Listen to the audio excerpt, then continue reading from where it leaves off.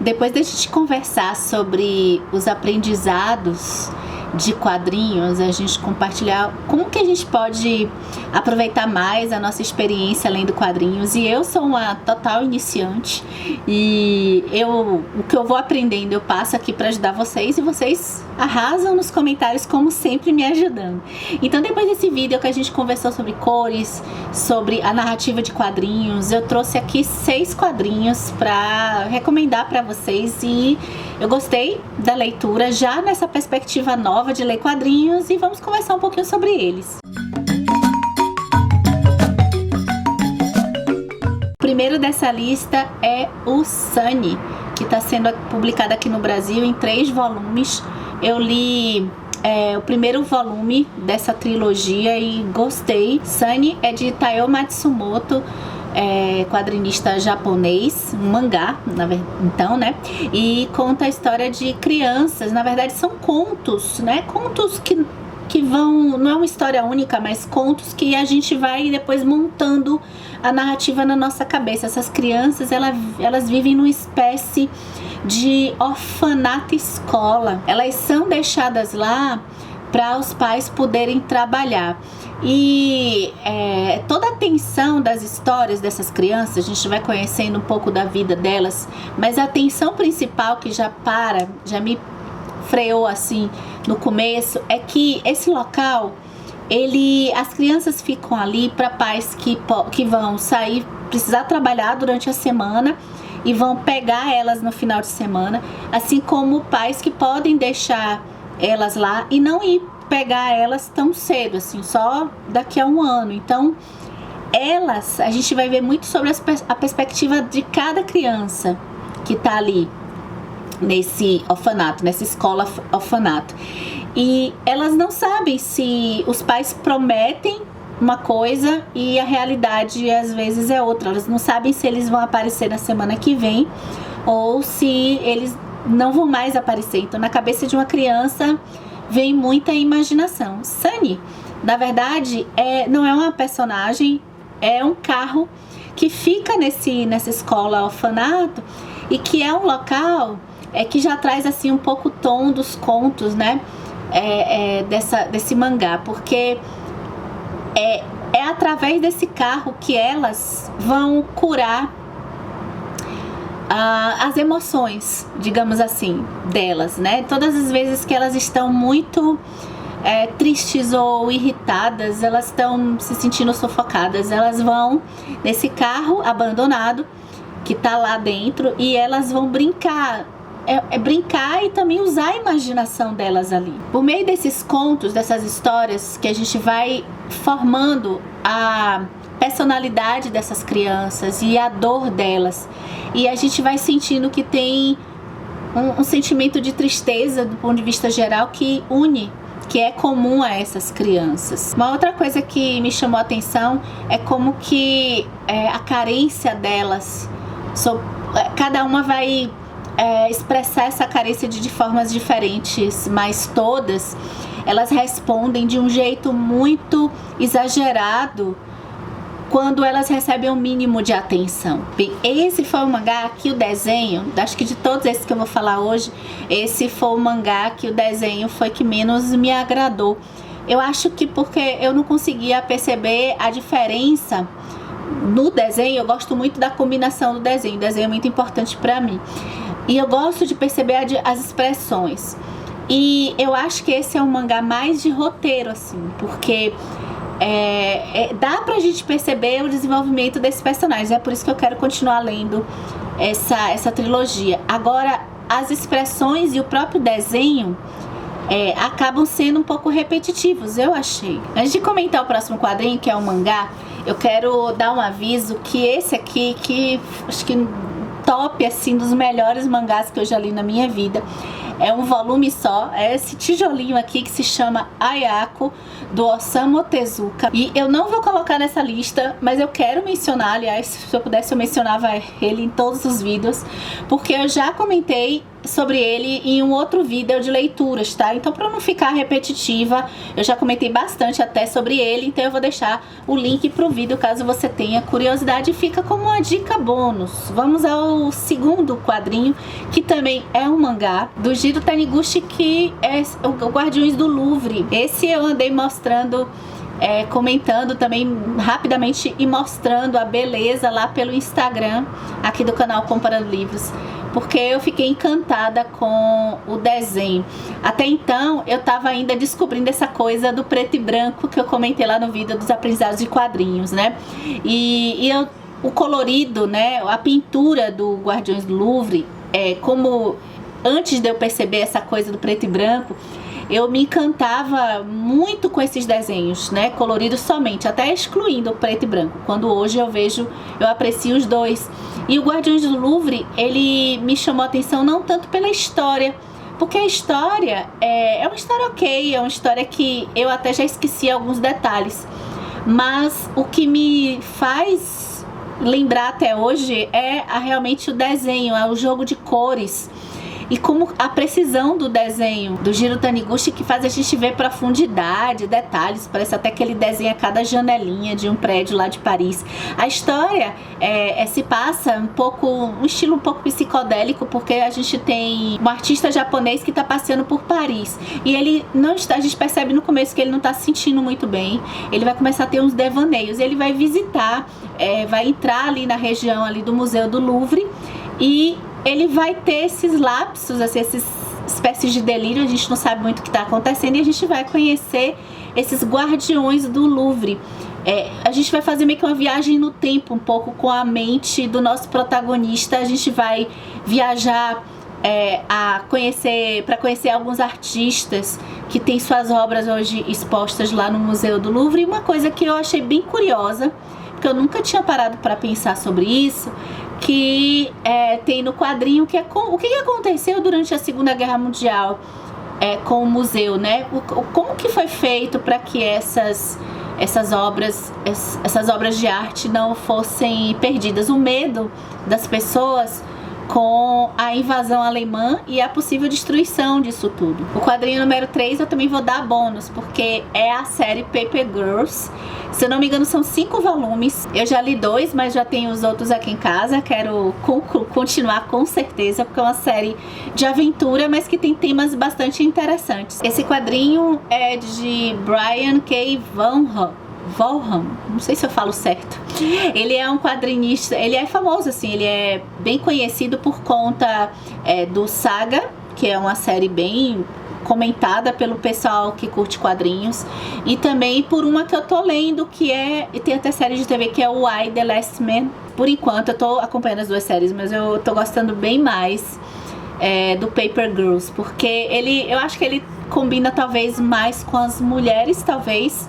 Acho que é isso, porque ele vai contar a história é uma história de amizade, sobretudo uma história que envolve viagem no tempo, eu gosto.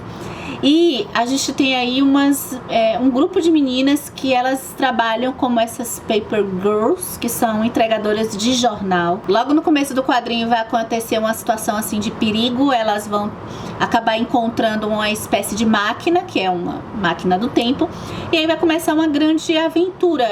Elas vão ser transportadas no tempo, mas nem todas vão ficar mesma época temporal. E aí começa essa coisa de voltar, né? Viagem no tempo, eu acho que sempre tem ótimas pedidas, porque você já tem uma tensão de como que a pessoa vai voltar pro tempo dela, né? E Paper Girls, a gente tem situações que elas vão enfrentar de aventura muito típicas de dilemas femininos, eu acho. E mais temas relacionados à viagem no tempo que eu sempre gosto, e nesse caso, que não é tanto superficial como De Volta para o Futuro, por exemplo, que deixa uma coisa um pouco na comédia, é essa coisa de encontrar o próprio futuro, de saber do próprio futuro, que lá no filme do De Volta para o Futuro é uma coisa bem assim, a gente não fica muito preocupado, né? A gente fica mais preocupado com mudar o passado, mudar o futuro pelo passado, né? Mas assim, nada tão filosófico, tão existencial. Mas aqui em Paper Girls, apesar de ser uma história bem dinâmica, Eu acho que a gente consegue ter assuntos mais aprofundados em relação a essa coisa de se saber o que vai acontecer com a gente mesmo. Eu comentei lá no vídeo de aprendizado de quadrinhos como que eu pude também aproveitar mais por conta das dicas que eu deixei lá pra vocês, né, do conteúdo que eu assisti e que eu aprendi sobre essa questão do jogo de cores e do efeito virada de página. Tem muito aqui em Paper Girls. Quadrinho número 4 da dica é o Golias, do Tom Gold. Aqui a gente vai pegar um quadrinho que vai ter relação com a história da Bíblia, porque a gente tem a história da Bíblia que, mesmo quem não é religioso, acho que acaba sabendo que é a história de Davi e Golias, e que Davi, que não era tão grande, né, derrotou Golias, que era um gigante. Só que quem foi o Golias? É isso que o Tom Gold se propõe nesse quadrinho. A gente vai conhecer a visão do Golias. Só que o Golias, ele não é um lutador, ele não é esse cara assim violento, nem guerreiro, nem nada. Ele é um administrador que tá ali num certo fronte com os soldados, mas fazendo trabalho administrativo. O que eu fiquei mais impressionada nesse quadrinho é como que algo tão minimalista, tão sem nada assim, você não vai olhar para esse desenho aí que vocês estão vendo e vai dizer, ai, que desenho lindo. Só que como que ele consegue, com esse tipo de desenho tão cru, esse jogo de cores, de escuro para depois claro, como que ele consegue passar as emoções? A solidão, é o simples que vira bonito. Eu me lembrei muito, vendo a trajetória do Golias aí do quadrinho, de algo parecido com o que o John Milton fez no Paraíso Perdido, que eu tô me aventurando, talvez depois de 2 anos, vai fazer 1 ano que eu estou lendo Paraíso Perdido. Quer dizer, empacado, né? Mas eu acho que é um pouco parecido. Ele quis meio que fazer uma fanfic dessa trajetória de Golias. A pegada aqui é bem oposta ao Paper Girls, que é uma história bem dinâmica. Aqui, acho que o Tom Gold quer justamente causar esse desconforto na gente. Então a história é um pouquinho mais parada, é um pouquinho mais introspectiva, é uma história de espera. O que eu mais gostei do Golias e me relacionei assim com ele foi esse desconforto em relação ao próprio corpo. E que acaba que talvez, já pensou se uma história que claro que quer dizer muito mais, a história de Davi e Golias tem um aspecto muito mais até filosófico do que a parte superficial, mas vamos ficar aqui fazer pensar sobre a parte superficial de alguém pequeno derrotando alguém grande e achar que esse gigante é sempre alguém violento. Às vezes o gigante não ele é usado estrategicamente com determinado fim, uma finalidade. Quadrinho número 5 é o Deus em Pessoa. Eu preciso pescar o nome porque eu nunca consigo falar, de Marc-Antoine Marty. Desculpa. Vamos a mais um quadrinho que é interessante a gente ter os aprendizados para poder aproveitar ao máximo, porque de cara acho que fica assim, que desenho mais esquisito, tosco e feio. Mas além da história, que é bem interessante, é uma história especulativa, maravilhosa, e que o Mark ele vai colocar como que aconteceria conosco se Deus em pessoa, se a figura de Deus descesse aqui na Terra, como Deus mesmo, tá? Que não é nem como Jesus, mas como Deus. Deus seria de esquerda ou de direita? Deus teria alguma religião? Seria cristão? Católico? Evangélico? O que mudaria nas religiões, nas profissões, na mídia, no jornalismo, quando a figura de Deus chegasse aqui na Terra? O que ia acontecer? Essa é a delícia de ler Deus em pessoa.